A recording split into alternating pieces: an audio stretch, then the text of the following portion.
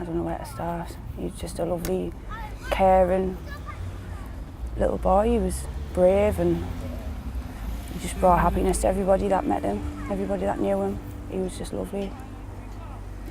Went through a lot, but he really lived. He lived for living. It was everything to him. That's why I loved holidays so much, coming here. Where he would just turn 2 when we first found out. And like, he'd never been poorly, he'd always been well. I don't think he'd ever so much as had a cold. When he was little, he just started vomiting on a morning.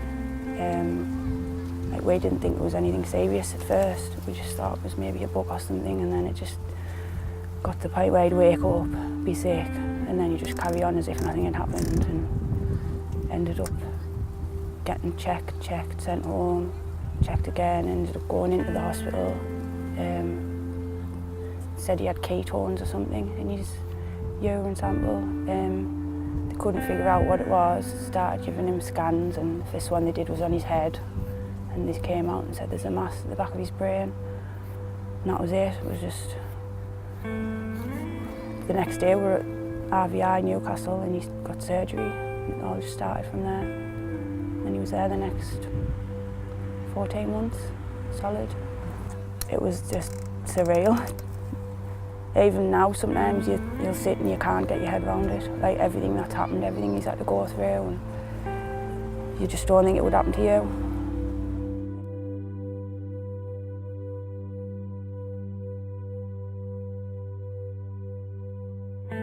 Because he'd never been poorly, he'd never even really been to the doctors, so it was all new to him, and it was constantly like bloods, operations. I mean, his first surgery was brain surgery, like into the back of his head, so it was a big major surgery. He was in intensive care, and it was just non-stop after that. He had that, then he started planning for his chemo, his radiotherapy. Like, there was no breaks, it was just one thing after another. Yeah, like I say, it was almost 14 months before we got home.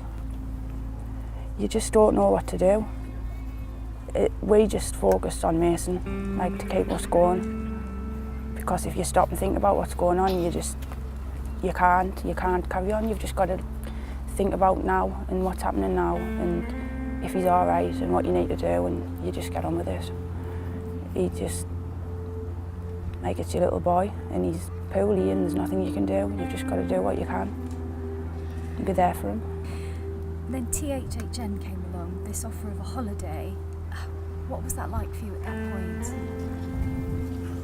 It was good, but a bit scary as well, because, like, we'd never been anywhere for so long because we had everything that we were going through. He was still on medication and things like that, feeding things. He was getting like a tube fed.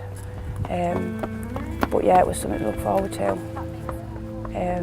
Yeah, it was really good. And when we got here, it was just brilliant, amazing. It was absolutely brilliant. Mason really loved it.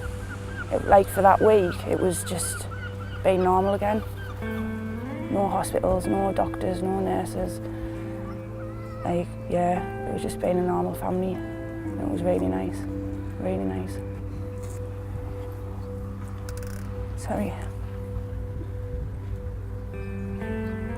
No, it was just, I can't even put it into words.